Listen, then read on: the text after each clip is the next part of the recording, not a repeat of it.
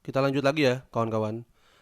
Di video kali ini kita akan lanjut tentang pembahasan terkait penyebab individu melakukan penyimpangan. Kali ini masih pada submateri penyimpangan sosial, kita kali ini akan bahas tentang anomi. Nah, kemudian kita akan lebih memperdalam pembahasan juga terkait labeling. Oke, jadi anomi dan labeling. Meskipun ya labeling itu udah gua bahas ya di video sebelumnya. Cek aja semua video terkait sosiologi dan pelajaran lainnya itu di playlist channel ini. Gue juga minta dukungan kepada kalian semua untuk terus dukung channel ini menjadi channel pendidikan nomor satu di Indonesia yang menyediakan konten pendidikan secara gratis.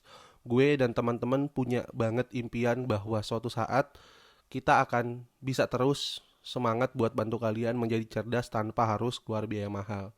Dan kami meminta kalian semua untuk mendukung channel ini dengan terus nonton video kami atau kalian bagikan video-video kami ke teman-teman, adik, saudara, atau siapapun yang menurut kalian butuh belajar dari video kami. Oke, sekarang gue langsung ke materi aja ya. Kita akan melihat ya anomi sebagai gagasan yang lagi-lagi dicetuskan oleh Emil Durkheim. Nah, anomi sendiri merupakan kondisi dan fakta sosial ya terkait keadaan tanpa kepastian hukum dan moralitas. Nah, kemudian tanpa aturan yang bisa dibilang nggak dipercaya lagi oleh anggota masyarakatnya. Dan keadaan ketika nilai dan norma tidak lagi berlaku dalam upaya menciptakan suatu kondisi yang amoral. Nah, kalau kita lihat di sini ya mungkin kata amoral sendiri mungkin gue tulis warna merah di sini ya untuk menggambarkan anggapan yang serius. Istilah amoral sendiri itu menunjukkan ya ketiadaan moral. Kalau secara ya etimologi bahasa seperti itu ya, penyusunannya dari a dan moral. Kayak gitu. Tapi ini bukan berarti diartikan sebagai tindakan atau tingkah laku atau sesuatu yang berhubungan dengan standar kebaikan lah atau suatu etis tertentu. Tapi justru karena standar baik dan buruk sudah nggak ada ketika amoral itu terjadi. Paham ya? Jadi amoral itu bukan suatu tindakan yang tidak baik, tapi justru apa standar ketika kebaikan itu udah nggak bisa diukur. Gitu. Kenapa bisa begitu? Ya karena udah nggak ada lagi nilai dan norma yang berlaku di masyarakat tersebut pada suatu kondisi atau waktu tertentu. Misalnya kayak gitu. Jadi pada keadaan jadi sorry ya agak belibet. Contoh nih ya. Jadi pada keadaan seperti ini misalnya. Misalnya ya, gue membunuh seseorang di jalan misalnya ya. Jadi gue membunuh seseorang di jalan misalnya. Itu sebenarnya kita akan bingung ya bahwa tindakan itu salah atau enggak. Nah, karena ya pada kondisi anomi salah atau benar tidak ada lagi. Ya kan nggak ada aturannya, ngerti gak sih? Uang nggak ada aturannya kok. Jadi ketika gue membunuh seseorang, ya ini bias gitu. Baik atau buruk itu nggak bisa dilihat. Beda ketika misalnya ada norma. Misalnya ya gue membunuh di jalan. Itu bisa baik dan buruk, tergantung kontekstualnya. Misalnya apa? Kalau gue membunuh tanpa alasan, ya melanggar aturan. Gue bisa dicap sebagai seorang pembunuh gitu ya, atau membunuh dengan alasan bisa juga melanggar atau enggak. Misal gitu. Pada konteks yang agak untung ya misalnya, membunuh dengan alasan misalnya bela diri itu maka dibenarkan. Tapi justru kalau misalnya kita lihat dalam kondisi yang lain ya, membunuh karena bela diri juga bisa dipenjarakan. Ya maklum lah kan hukum di Indonesia tuh kadang interpretatif kayak gitu.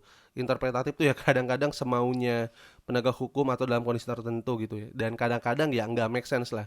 Ya tapi nggak semuanya gitu. Banyak banget penegakan hukum yang dijalankan dengan baik kayak gitu. Nah itu dari contoh penerapan anomi ya terkait misalnya kasus pembunuhan gitu. Tadi case-nya tadi gue membunuh seorang misalnya di jalan kayak gitu. Oke, sekarang kita lanjut ke labeling. Gue pernah bahas ini ya, oke, gue pernah bahas di video ini sebelumnya ya tentang labeling. Itu bareng banget dengan ketika gue menjelaskan retretisme dan rebellion, kayak gitu. Nah nanti linknya gue taruh di deskripsi ya, buat kalian bisa langsung masuk ke apa yang udah gue bahas tentang labeling, retretisme dan rebellion. Nah kemudian oke kita akan bahas labeling ya, bukan rebellion, sorry. Labeling menjadi sesuatu yang lebih dalam. Oke jadi bahasannya kayak gini ya. Labeling ini apa sih kayak gitu kan? Nah dia kan menjelaskan keadaan ketika individu itu mengidentifikasi dirinya sebagai suatu atau sesuatu yang dikatakan oleh masyarakat. Jadi ini bisa digambarkan bahwa kita tuh dijuluki atau kita mendapatkan kondisi penjulukan yang dilakukan oleh masyarakat. Kayak itu. Nah, ini berkaitan banget dengan pandangan stigma. Oke, pandangan yang bersumber dari stigmatisasi dan stereotip masyarakat. Nah, kita bisa melihat misalnya ya, pihak yang dominan memberikan penjulukan, memberikan identifikasi kepada seseorang atas apa yang dianggapnya menyimpang atau pandangan atas kegagalan seseorang. Istilah pihak yang dominan ini mungkin menggambarkan dari segi pengaruhnya ya. Misalnya lembaga penegak hukum atau pandangan mayoritas masyarakat. Itu mungkin bisa disebut dominan atau pandangan minoritas tapi minoritas ini dianggap sebagai perwakilan dari mayoritas. Misalnya gitu ya. Atau mungkin dia dianggap punya pengaruh yang luar biasa. Ya, anggaplah kayak gini ya, sebanyak-banyaknya misalnya mayoritas orang susah gitu ya, orang susah di masyarakat ya kan, pandangannya nggak pernah dianggap meskipun mayoritas, tapi satu orang kaya dia bilang bahwa dia itu kekayaan yang didapat dari misalnya jungkir balik atau dibilang di awalnya dia tukang somai, sekalipun banyak orang yang percaya padahal mungkin dia warisan kayak gitu kan. Jadi ya dominan itu variatif banget kayak gitu. Kemudian kita lihat di sini ya, tadi kan gue bahas tentang ini ya, kita bisa melihat pihak yang dominan kemudian memberikan penjulukan dan ya penyimpangan itu dilihat dari atas kegagalan seorang. Nah, ini yang kemudian gue lihat sebagai sugesti individu. Ya, jadi individu itu mensugesti diri atas apa yang orang lain katakan terhadap dia. Jadi misalnya gue dikatain sesuatu atau gue dijuluki sesuatu dan gue akan menerima itu dan akan memperkenalkan diri gue sebagai apa yang disugestikan orang lain atau apa yang diidentifikasi oleh orang lain. Misalnya kalau gue dianggap sampah di masyarakat karena misalnya gue putus sekolah atau lulus sekolah nih, lulus kuliah tapi jadi pengangguran. Ya, kemungkinan gue akan mensugesti diri gue ya wajar lah gue pengangguran. Kadang kita akan secara tidak sengaja ya atau alamiah mengatakan bahwa kita adalah pengangguran. Ya wajar lah gue masih nganggur nih, kayak gitu kan, misalnya kayak gitu. Nah, kemudian bagaimana sih proses ini terjadi gitu ya? Bagaimana labeling itu terjadi? Nah, ini berkaitan dengan kejahatan juga seseorang di masa lalu. Kayak gitu. Jadi nggak muluk-muluk misalnya sesuatu yang kita lakukan gitu ya, kegagalan kita. Tapi bisa juga ini sebagai suatu kejahatan di masa lalu. Kayak gitu. Misalnya seorang pelaku pencabulan terhadap anak, misalnya dia akan dilabeling sebagai predator anak. Kemudian pada tingkatan sosial dan intimidasi budaya ini berkaitan dengan sudut pandang merendahkan budaya, suku atau orang lain. Gitu, baik itu ini ya misalnya suatu kelompok masyarakat, baik itu suku, agama dan ras yang nanti dia tuh akhirnya bersikap etnosentrisme atau menganggap internal mereka lebih tinggi sedangkan eksternal mereka berada pada posisi yang lebih rendah.